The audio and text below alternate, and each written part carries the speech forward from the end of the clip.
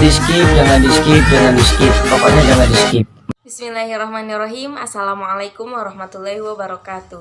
Selamat siang teman-teman semua. Perkenalkan, kami dari kelompok 4 yang terdiri dari saya Wafa Samratul Fuadah, teman saya Muhammad Rijaluddin, dan Saila Sepia. Pada pertemuan kali ini kami akan menjelaskan materi tentang alam semesta dan tata surya.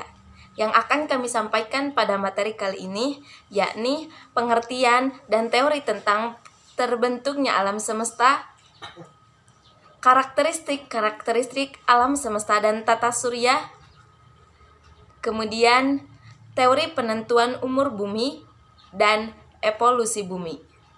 Selamat menyaksikan. Assalamualaikum warahmatullahi wabarakatuh. Baiklah, di sini saya sebagai presentator akan mempresentasikan beberapa pembahasan mengenai pengertian dari alam semesta, galaksi, dan tata surya beserta proses pembentukannya. Baiklah, langsung saja ke pembahasan yang pertama, yaitu mengenai pengertian alam semesta, galaksi, dan tata surya. Yang pertama, alam semesta. Alam semesta adalah ruang waktu kontinu tempat kita berada dengan energi dan materi yang dimilikinya. Usaha untuk memahami pengertian alam semesta dalam ruang lingkup ini ada pada kosmologi, yaitu ilmu pengetahuan yang berkembang dari fisika dan astronomi. Pengertian alam semesta mencakup tentang mikrokosmos dan makrokosmos. Mikrokosmos adalah benda-benda langit yang mempunyai ukuran sangat kecil, seperti atom, elektron, sel, amuba, dan sebagainya. Sedangkan makrokosmos adalah benda-benda langit yang mempunyai ukuran yang sangat besar, seperti planet, galaksi, dan bintang. Yang kedua, galaksi. Galaksi adalah kumpulan bintang, planet, gas, debu, nebula, dan benda-benda langit lainnya yang membentuk pulau-pulau di dalam ruang lingkup hampa jagat raya. Nah, galaksi yang sering kita dengar adalah galaksi Bima Sakti atau yang disebut juga dengan Milky Way. Kalau kita cermati, mungkin agak aneh nama Milky Way tersebut karena dari benda angkasa luar diumpamakan dengan susu. Namun, dari keanehan tersebut terdapat keunikan, yaitu bintang yang bertebaran di langit pada malam hari seperti susu yang tercecer di langit. Galaksi kita berbentuk seperti spiral, dapat kita samakan dengan lingkaran obat nyamuk jika dilihat dari atas dan seperti gasing jika dilihat dari samping. Hal ini dapat dibuktikan dengan ukurannya yang memiliki panjang sekitar 100 tahun cahaya dan lebar sekitar 10 tahun cahaya. Sedangkan tata surya kita berada 30 tahun cahaya dari pusat galaksi, sehingga dapat dikatakan bahwasanya galaksi kita berbentuk elips. Nah, selain galaksi Bima Sakti, terdapat beberapa galaksi lain, seperti galaksi Andromeda, galaksi awan megaliantik besar dan kecil, dan lain sebagainya. Yang ketiga, tata surya. Nah, tata surya adalah sekumpulan benda langit yang terbentuk dari proses Big Bang, yang bentuknya berupa bintang-bintang. Nah, serpihan luar akibat ledakan tersebut akan menjadi planet-planet dan matahari dalam tata surya. Sedangkan serpihan yang besar yang terkumpul di pusatnya akan meledak dan membentuk nebula-nebula, lalu menjadi galaksi yang sekarang disebut galaksi Bima Sakti. Nah, tata surya tersebut terdiri dari matahari, 9 planet, dan benda-benda langit lainnya seperti satelit, komet, dan asteroid. Kita kenal dengan 9 planet mungkin ketika sekolah dasar. Dari ke-9 planet tersebut dibagi lagi menjadi 2 bagian, yaitu planet dalam dan planet luar. Nah, planet dalam adalah planet yang jaraknya dekat dengan matahari, seperti Merkurius, Venus, dan Bumi. Sedangkan Uranus, Jupiter, Saturnus, Neptunus, dan Pluto yang sekarang tereliminasi termasuk juga planet luar. Nah, planet-planet tersebut tidak hanya mengelilingi matahari, melainkan berputar pada porosnya. Dikarenakan mereka tidak dapat menghasilkan cahaya sendiri, melainkan memantulkan cahaya dari pusat tata surya, yaitu matahari. Pembahasan kedua mengenai teori terbentuknya alam semesta. Banyak sekali teori yang bermunculan tentang asal-muasal alam semesta ini, tetapi itu semua hanyalah teori. Kebenaran hanya diketahui oleh Allah Subhanahu wa Ta'ala. Tapi tidak ada salahnya jika kita membaca beberapa teori tersebut tentang terbentuknya alam semesta. Berikut ini adalah teori mengenai terbentuknya alam semesta. Yang pertama, ada teori Big Bang atau ledakan besar. Teori Big Bang merupakan teori yang terkenal dan sering dibicarakan oleh pakar. Dalam bahasa Indonesia, Big Bang dapat juga diartikan dengan ledakan besar atau dentuman dahsyat. Big Bang sendiri menggambarkan bahwa alam semesta semacam gumpalan superatom yang terbentuk atau yang berbentuk seperti bola api kecil yang lama-kelamaan semakin memadat dan memanas, sehingga kemudian meledak dan memuntahkan isi dari dalam alam semesta yang kemudian membentuk materi yang akan berkembang sampai bentuk yang sekarang. Yang kedua, ada teori keadaan tetap. Teori ini menggambarkan bahwa alam semesta tidak ada awalan dan tidak ada akhiran. Hal ini terjadi karena setiap galaksi mempunyai jumlah yang sama walaupun bentuk dari waktu ke waktu dapat berubah. Pembahasan ketiga yaitu teori terbentuknya galaksi. Ada sebuah hipotesis atau dugaan sementara yang harus diuji kebenarannya sehingga dapat dikatakan teori, yaitu hipotesis Fowler. Dia mengatakan bahwa 12.000 tahun yang lalu galaksi kita tidak seperti keadaan sekarang ini.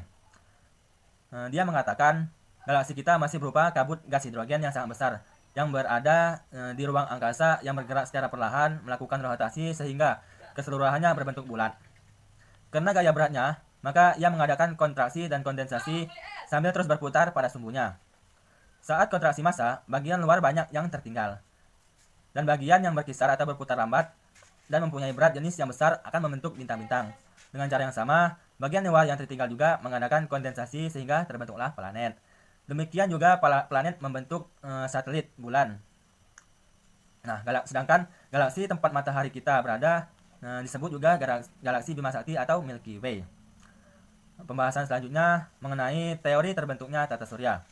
Yang pertama ada hipotesis nebular yang dikemukakan oleh Ken Laplanche yang meyakini terbentuknya tata surya merupakan kondensasi awan panas atau kabut yang sangat panas. Yang sebagian terpisah yang merupakan cincin yang mengelilingi pusat. Pusatnya itu menjadi sebuah bintang atau matahari. Bagian yang mengelilingi pusat tersebut berkondensasi membentuk suatu formula yang serupa dengan bentuknya, yaitu matahari tadi. Dan setelah mendingin, benda-benda ini kemudian menjadi planet-planet seperti bumi dengan benda-benda yang mengelilinginya seperti satelit dan bulan. Yang kedua, ada hipotesis planetesimal yang dikemukakan oleh Chamberlain dan Moulton. Nah, hipotesis ini bertitik tolak atau berbalik dari pemikiran yang sama dengan teori nebular yang menyatakan bahwa sistem tata surya terbentuk dari kabut gas yang sangat besar. Nah, perbedaannya ada yaitu pada asumsi bahwa terbentuknya planet-planet ini tidak harus dari satu badan, tetapi adanya bintang besar lain yang kebetulan sedang lewat di dekat matahari tadi. Kemudian kabut gas tersebut terpengaruh oleh daya tarik matahari sehingga setelah mendingin terbentuklah benda-benda yang disebut planetesimal. Nah, planetesimal ini merupakan benda-benda kecil yang padat. Nah, teori ini merupakan jawaban dari pertanyaan, kenapa ada satelit-satelit di Jupiter maupun Saturnus yang orbitnya berlawanan dari planet itu.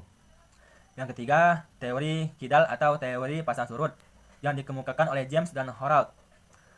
Menurut mereka, planet merupakan percikan dari matahari yang disebut tidal. Nah, tidal itu sendiri terbagi menjadi dua, yaitu tidal besar dan yang kecil. Nah, tidal yang besar akan menjadi planet baru yang disebabkan karena bergerak mendekat dua matahari. Hal ini jarang sekali terjadi. Seperti dalam teori di atas, bahwasanya ada dua bintang yang saling mendekat dan membentuk planet yang baru. Nah, teori yang keempat yaitu teori bintang kembar.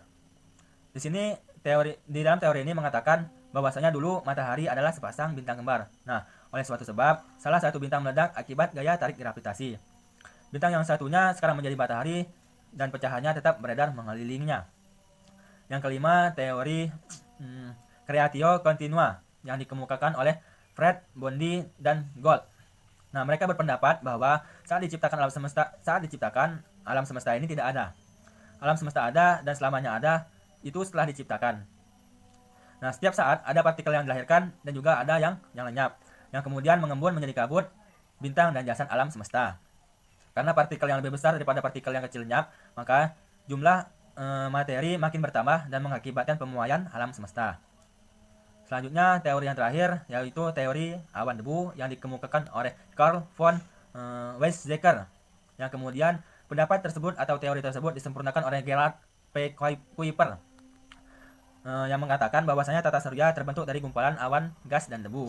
Nah, kemudian gumpalan awan tersebut mengalami pemampatan pada proses pemampatan itu partikel-partikel debu tersebut tertarik ke bagian pusat awan, kemudian membentuk gumpalan bola dan mulai berputar atau berpilin, sehingga kemudian membentuk cakram yang tebal di bagian tengah dan tipis di bagian tepinya. Nah, partikel-partikel di bagian tengah cakram itu kemudian saling menekan dan menimbulkan panas yang berpijar. Nah, dari sinilah kemudian menjadi matahari. Sementara bagian luar yang berputar sangat cepat sehingga terpecah-pecah menjadi gumpalan yang lebih kecil. Nah, gumpalan kecil ini kemudian membeku dan menjadi planet-planet. Mungkin hanya itu pembahasan dari saya. Wassalamualaikum warahmatullahi wabarakatuh. Karakteristik alam semesta. Alam semesta memiliki beberapa karakteristik. Yang pertama yaitu terbatas. Segala sesuatu yang dapat tertangkap oleh indera, ruang dan waktunya itu terbatas. Kemudian, untuk karakteristik yang kedua yaitu berubah. Segala sesuatu berubah, tidak tahan lama.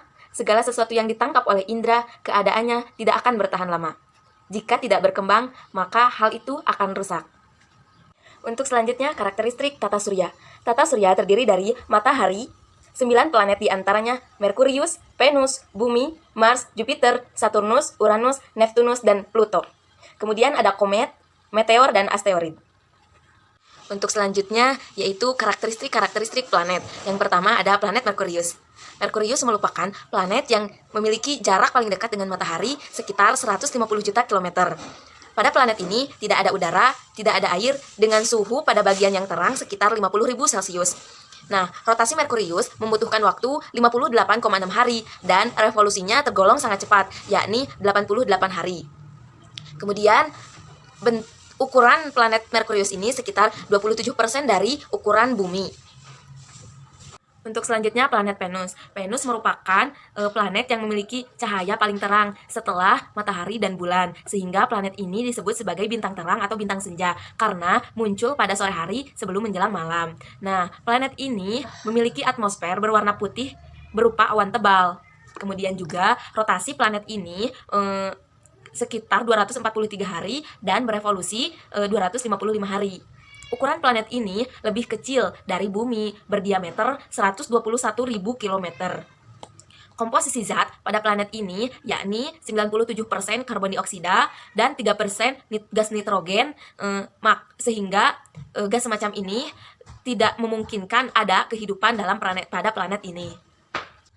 Untuk selanjutnya bumi. Bumi merupakan planet dengan urutan ketiga di tata surya. Pada planet inilah manusia, hewan, tumbuhan dapat hidup. Nah, rotasi yang dibutuhkan bumi yakni sekitar 23 jam 56 menit atau 24 jam. Dan revolusi yang dibutuhkan oleh planet bumi ini sekitar 365 hari. Nah, planet ini juga memiliki atmosfer gunanya untuk menyaring sinar panasnya matahari. Kemudian, planet ini memiliki satu satelit yaitu bulan. Kemudian, planet selanjutnya adalah Mars. Mars merupakan planet berwarna kemerah-merahan. Ukuran planet Mars ini lebih kecil dari bumi. Nah, planet Mars memiliki suhu udara dan tekanan udaranya sangat rendah, serta komposisi gas yang ada pada planet Mars ini sebagian besar berupa karbon dioksida. Nah, planet Mars mempunyai dua satelit yaitu Phobos dan Deimos, serta planet ini dapat mengelilingi matahari dalam waktu 686 hari. Untuk selanjutnya planet Jupiter. Planet Jupiter merupakan planet dengan ukuran paling besar dalam tata surya. Planet ini berotasi dalam waktu 9 jam 50 menit dan revolusinya 11,86 tahun. Nah, planet ini mempunyai berat 2,5 kali berat bumi. Mengapa begitu? Karena planet ini lembek seperti bubur dan permukaannya juga terdiri dari helium serta hidrogen cair yang terbungkus awan bergolak. Untuk selanjutnya yaitu planet Saturnus. Saturnus merupakan planet kedua terbesar di tata surya setelah Jupiter. Planet ini memiliki cincin berukuran raksasa yang cincin tersebut berupa butiran-butiran es. Nah, kerapatan planet Saturnus ini sangatlah rendah karena tersusun dari zat yang terdiri dari gas dan cairan. Atmosfer Saturnus tersendiri terdiri dari gas amonia dan metana. Nah, untuk revolusinya itu sekitar 29,46 tahun, sedangkan rotasinya 10,14 jam 37 menit.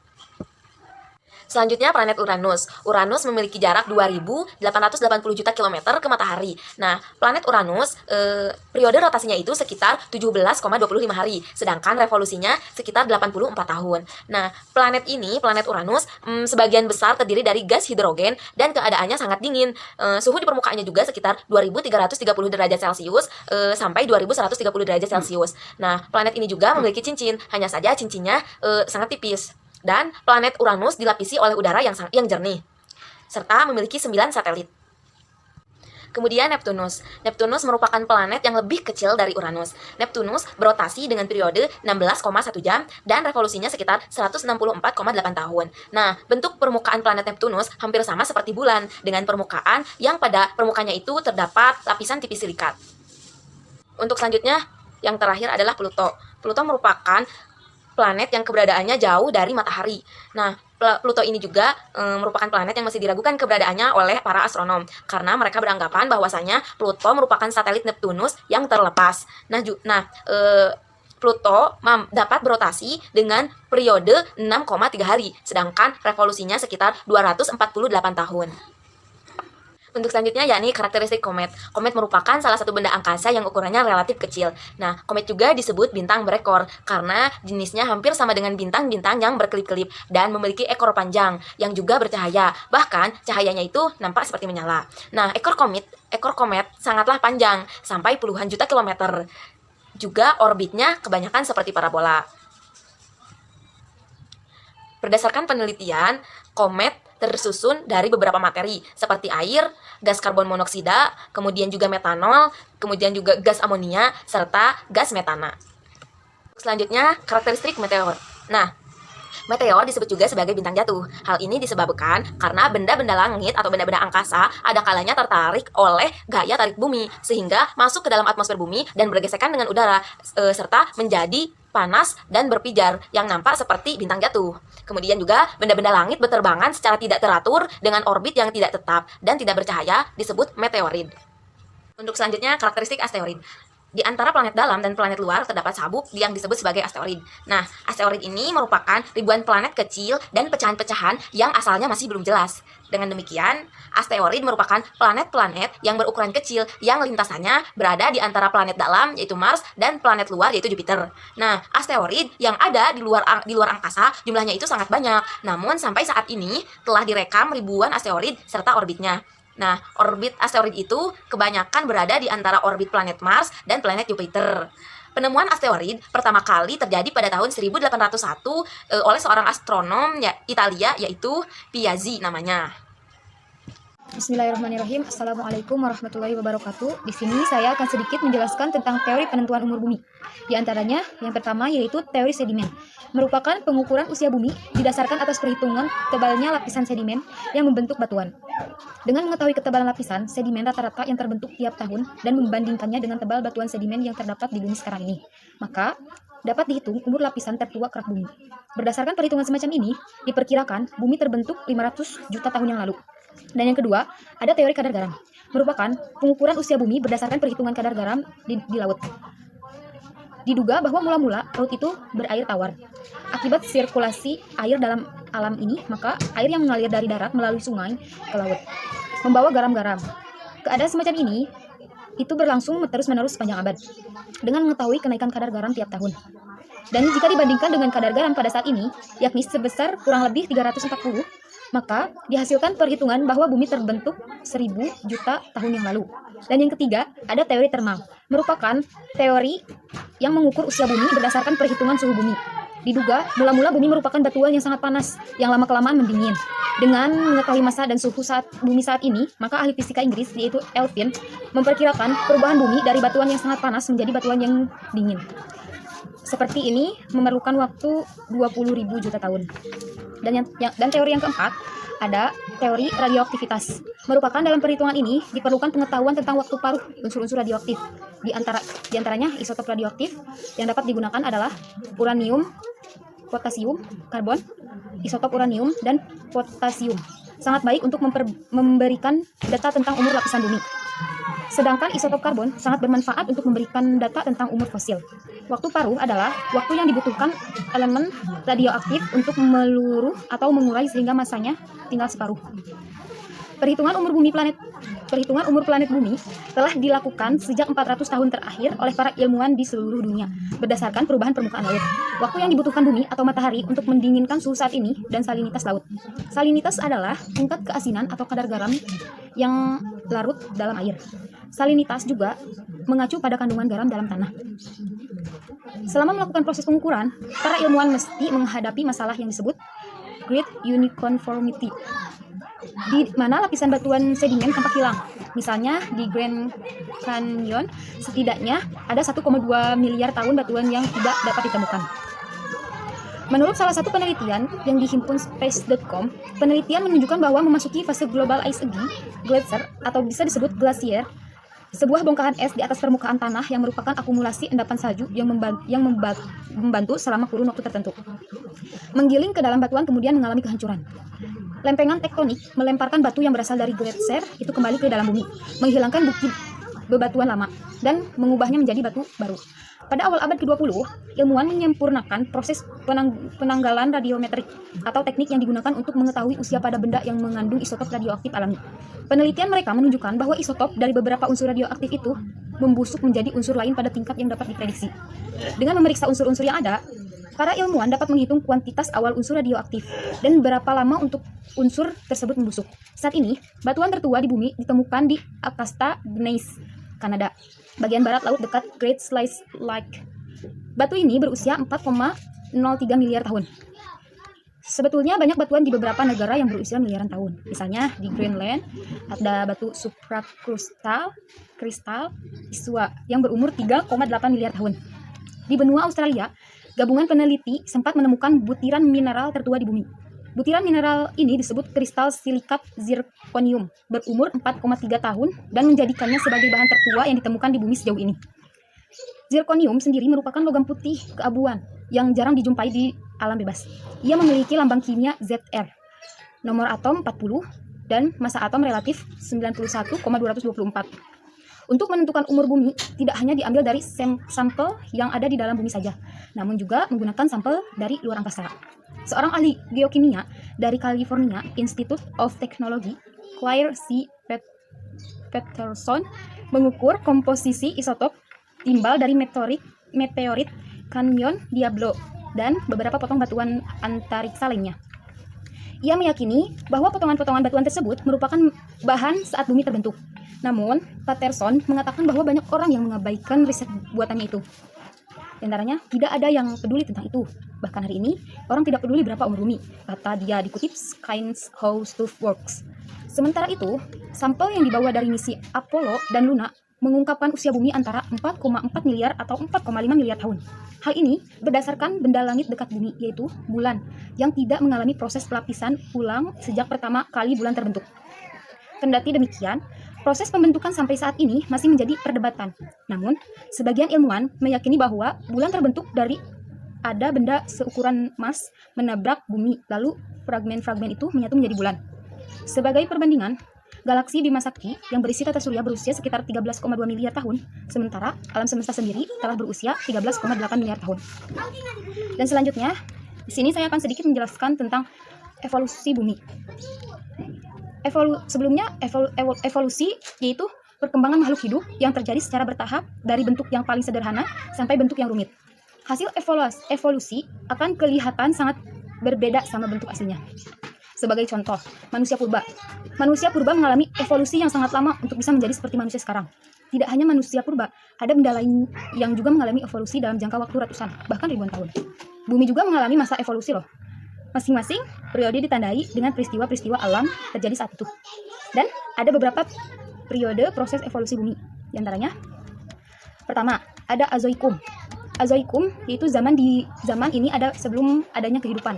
Waktu terjadinya masa ini lebih dari 1 miliar tahun yang lalu. Pada saat itu, bumi bersuhu relatif sangat tinggi. Dan yang kedua ada Paleozoikum, yaitu zaman ini disebut zaman purba tertua. Di masa ini sudah ada hewan dan tumbuhan yang sederhana. Zaman ini terjadi pada tahun 350 juta tahun yang lalu. Dan yang ketiga ada Mesozoikum, yaitu zaman ini disebut zaman purba tengah. Di zaman ini hewan mamalia, hewan amfibi, burung dan tumbuhan berbunga mulai hidup. Zaman ini berlangsung sekitar 140 juta tahun yang lalu. Dan yang keempat ada Neozoikum, yaitu zaman ini biasa disebut zaman purba baru. Di zaman ini mulai ada manusia-manusia yang disebut manusia purba. Zaman ini terbagi lagi jadi 2 tahap, yaitu zaman tersier dan zaman kuarter. Zaman ini terjadi 60 juta tahun yang lalu. Dari alam semesta ada beberapa planet. Nah, di sini saya akan sedikit menjelaskan tentang bumi. Bumi adalah planet ketiga dari 8 planet dalam tata surya. Diperkirakan usianya mencapai 4,6 miliar tahun. Jarak antara bumi dan matahari adalah 1496 juta kilometer. Kala rotasi bumi adalah 23 jam 56 menit 4 detik. Sedangkan kalau revolusinya adalah 365,25 hari. Di sini juga ada proses evolusi molekular terbentuknya planet bumi. Pembentukan alam semesta diawali dari peristiwa Big Bang yang terjadi 20 miliar tahun yang lalu. Sekitar 15 tahun sesudah peristiwa tersebut, terbentuklah gugusan awan yang terbentuk atas gas dan debu, di mana pengaruh gravitasi menyebabkan benda-benda tersebut berkondensasi membentuk bola gas yang disebut bintang. Dalam tahap awal pembentukannya, planet bumi ini masih sangat panas hingga H2O selalu dalam bentuk uap. Pada tahap selanjutnya, saat temperatur bumi mulai menurun, molekul air dapat berkondensasi hingga terbentuk danau dan laut. Kehidupan di bumi diperkirakan berasal dari reaksi kimia di atmosfer yang diikuti dengan terjadinya berbagai reaksi di perairan purba tersebut. Ada evolusi bumi dari zaman ke zaman, yaitu ada Precambrian, ada masa Hadean, ada masa Archean, masa Proterozoik.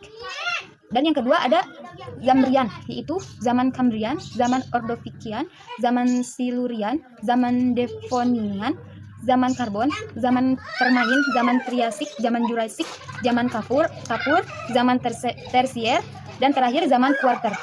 Mungkin cukup sekian yang dapat saya sampaikan. Assalamualaikum warahmatullahi wabarakatuh.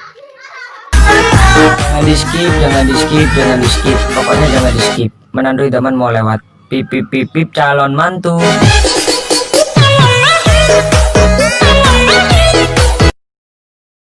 Mungkin cukup sekian pemaparan dari kami. Terima kasih atas perhatiannya.